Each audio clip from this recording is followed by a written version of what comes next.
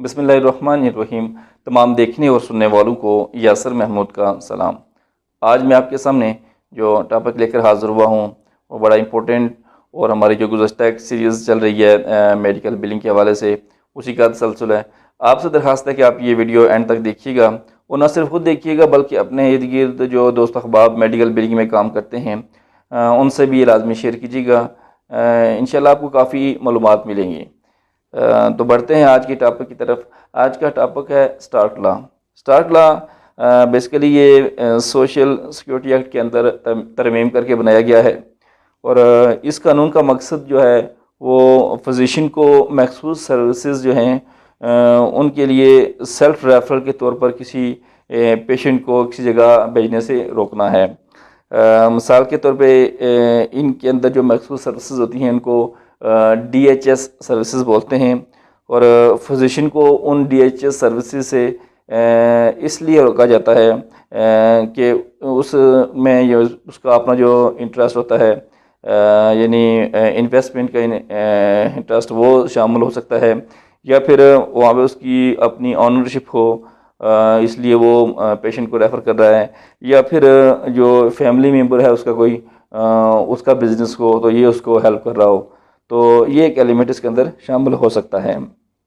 अब ये जो DHS सर्विसेज होती हैं ये कौन सी हैं और इसके अंदर क्या क्या चीज़ें शामिल हैं। इनमें क्लिनिकल लेबॉरेटरी सर्विसेज ये शामिल हैं और फिज़िकल थेरापी सर्विसेज ये आती हैं, occupational therapy services, radiology services जिनके अंदर जो MRI है, CT स्कैन है या अल्ट्रासाउंड है वो इसके अंदर आ जाती हैं। इसी तरह radiation therapy services and supplies वो इसके अंदर आती हैं। DME एंड सप्लाईज़ यानी ड्यूरेबल मेडिकल इक्विपमेंट और जो सप्लाईज़ होती हैं वो आती हैं इसके अंदर। इसी तरह parental and enteral nutrients equipment and supplies ये आती हैं इसके अंदर। होम हेल्थ सर्विसेज ये आ जाती हैं इसके अंदर।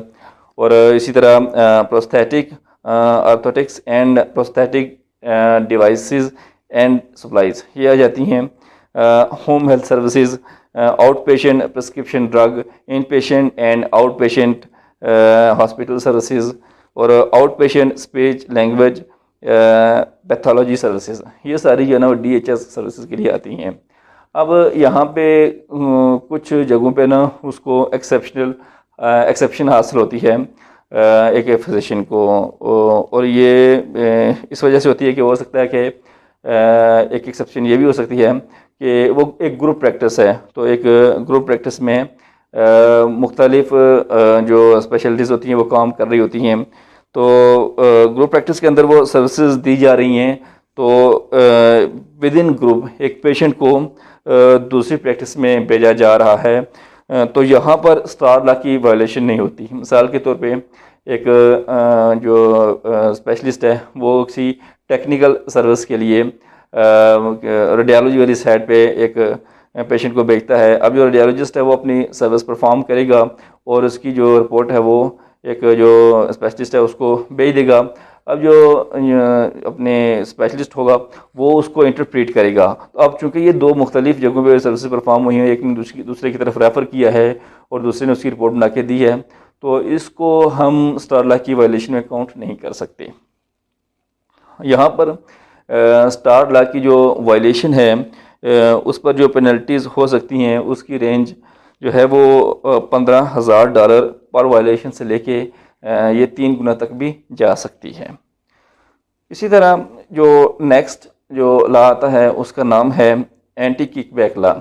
तो इस लॉ की रूह से अगर कोई फिजिशियन है वो किसी भी फेडरल हेल्थ केयर प्रोग्राम के अंदर किसी भी आइटम या सर्विस की एवज़ रिश्वत के तौर पे कैश लेता है या फिर कोई गिफ्ट लेता है या फिर वो फ्री रेंट इसके तौर पे कोई चीज़ लेता है या फिर एक्सपेंस ट्रिप लेता है या फिर मील, तो इस तरह की चीज़ें अगर वो लेता है तो अंडर क्रिमिनल पेनल्टी सब्जेक्ट के तौर पे उस पर एंटी किकबैक की वायलेशन लागू होती है।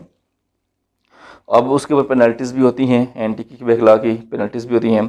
तो एक पेनल्टी तो ये है कि उसको $25,000 जो है ना वो پر وائلیشن کے حساب سے ہوگی۔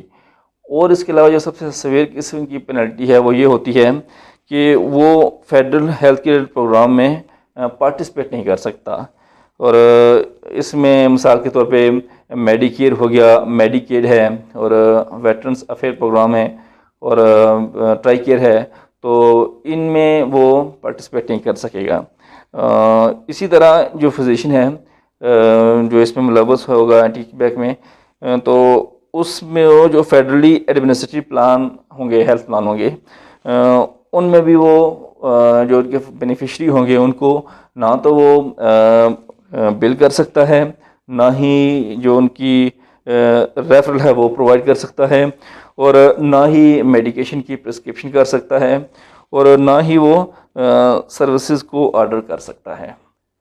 تو امید کرتا ہوں کہ آج یہ 2 لا جو میں نے آپ کے سامنے ڈسکس کیے ہیں کافی جو ہے نا وہ آپ کو انفارمیشن مل گئی ہوگی۔ اللہ تعالی ہم سب کا حامی و ناصر ہو۔ اپنی دعا میں یاد رکھیے گا۔ اللہ حافظ۔